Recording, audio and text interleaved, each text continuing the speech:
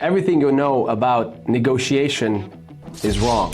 Most people think that negotiations is haggling over price and terms, sort of a Mexican shootout. You shoot your terms and price, they shoot something back and you go back and forth. That, my friend, is not negotiations. That's haggling. Negotiations is an art of rhetoric.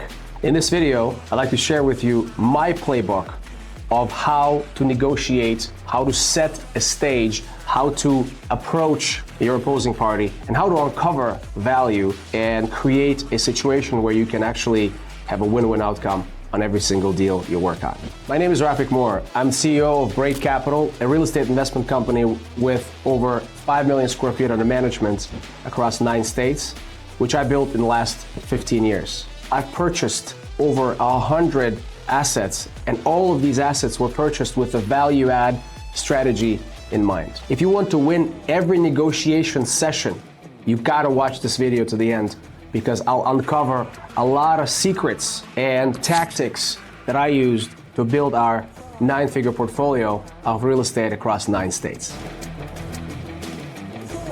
Before I learned these strategies and tactics, when I thought that negotiation is all about haggling, I left so much money on the table. I would walk away from deals not understanding that there's so much chicken on the bone. And only after taking a course on negotiations, reading a bunch of books, and understanding one simple truth, that negotiation is all a process of discovery, it totally changed my mind.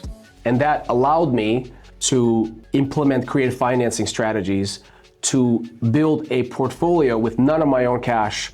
The playbook that I created for negotiations will uncover certain strategies and tactics that will allow you to understand how to set up your negotiation strategy. When you want to buy something and the price is too high, what do you do to meet the seller at your number? Starting out, the playbook I use to negotiate my deals includes 5 different steps. First step, and most important step, is to understand your opponent. If you do some research, understand who your opponent is. What is his ethnic background? How many children does he have? Where does he live? What is his financial situation? All that information is so useful in understanding what kind of an offer you can provide. Sometimes just looking at your opponent and observing, you can learn a lot. What they wear, what kind of car they drive. All of these are clues for you to understand his position. See, the most important thing in negotiations is to make sure that your perception aligns with the opponent's perspective.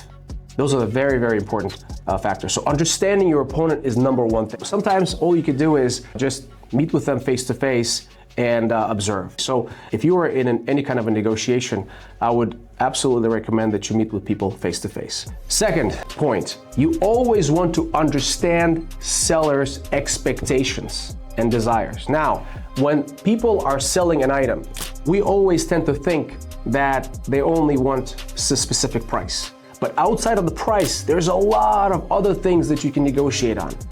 It's terms, it's closing timeline if you're buying a property. It's maybe some kind of an exchange. Understand tax considerations. Understand everything that they need. And so you need to, in the process of discovery, find out the true motivation. Now, 99% of the people always say, give me all cash, now give me the highest price.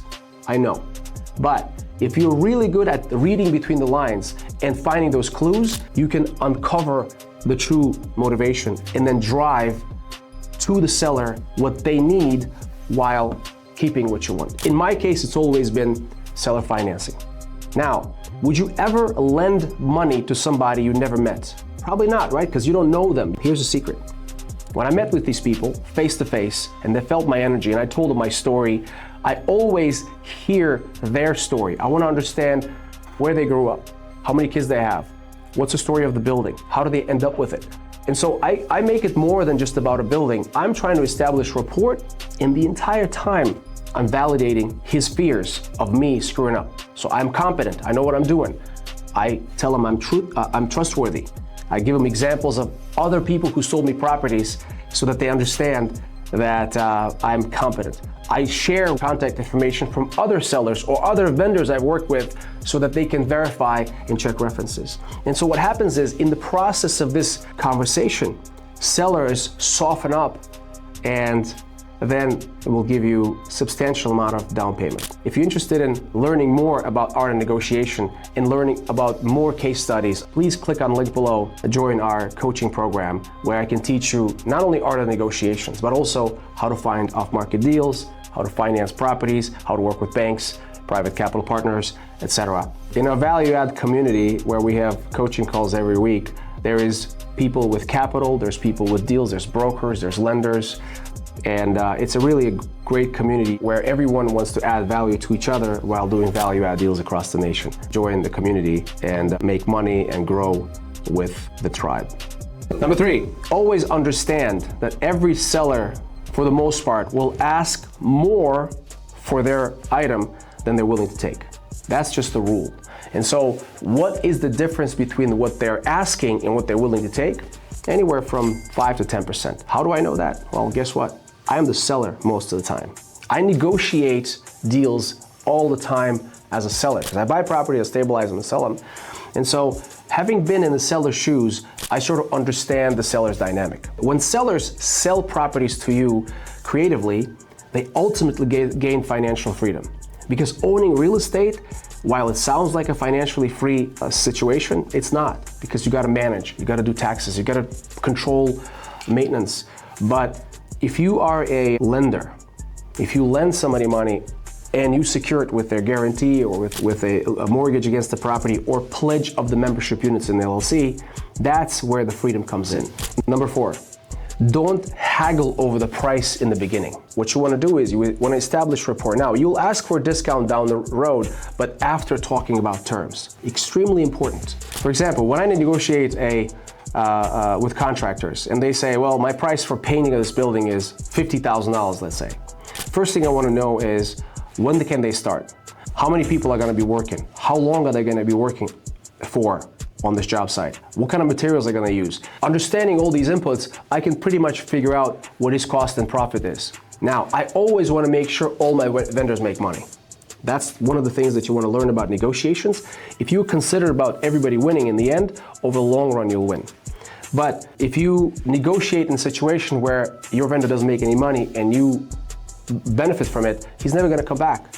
And that's just not a good way to do business. So from that standpoint, once I understand that it's going to take him 3 days to paint the building, he's got 3 guys working with the sprayer, et cetera, and his cost is about $15,000 all in, I say, look, at $50,000, you want to walk away with 35 grand? How is that fair? I think the fair price is, it's, 25,000, whatever the case might be. And of course, everything has to be done with the fairness in mind. Anyhow, so I guess what I'm trying to say is don't haggle over the price first. Ask about a whole bunch of conditional questions, and then you will have the opportunity to ask for a discount or anything else because you have a basis for the request. Number 5, understand the concept, the reciprocity. Now, this right here, my friends, is the best thing I learned in the negotiations class. When you offer something of value to your opponent, in my case, it's paying for lunch. It's flying all across the country to meet him. Sellers, the opponents, will feel obligated to meet you halfway. Sellers I've worked with are really amazing individuals. I've gotten discounts as much as $700,000 after meeting with somebody, having coffee and paying for lunch, etc., and developing a relationship. So reciprocity, I can't stress it enough. You cannot create reciprocity without a face-to-face meeting. And that's why it's so important for you to fly out there and meet with people if they're not in your locale. And in my case, I have flown to New Jersey, New York, Miami, Honolulu, Cincinnati, and Cleveland to meet the sellers. I even bought a plane to do that so I can do it quickly. This plane paid for itself 5 times over because when I told my seller that I'm gonna meet with them, I'm gonna fly in my personal aviation, they were so impressed. And to them, that was my reciprocation. That was my sign of respect that I'm gonna be there. Many of these concepts can be found in the book by Chris Voss, I Never Split the Difference. The other things there are other books, 3D negotiations. And there's many, many books that you can read on negotiations, but applying these things in real estate ultimately create tremendous amount of opportunity for you to build the life of financial freedom and abundance. Ask me how I know. This playbook works all the time. It's amazing how easy it is once you get it. This one time, I found a deal on Craigslist, a 6-unit in a very romantic area. I was super excited about the property, but when I found out that there was 18 people that wanted to do the showing, I was kind of disenfranchised. I thought I'm not gonna get it because most people overpay. And since I'm a cash flow guy, I cannot overpay for properties.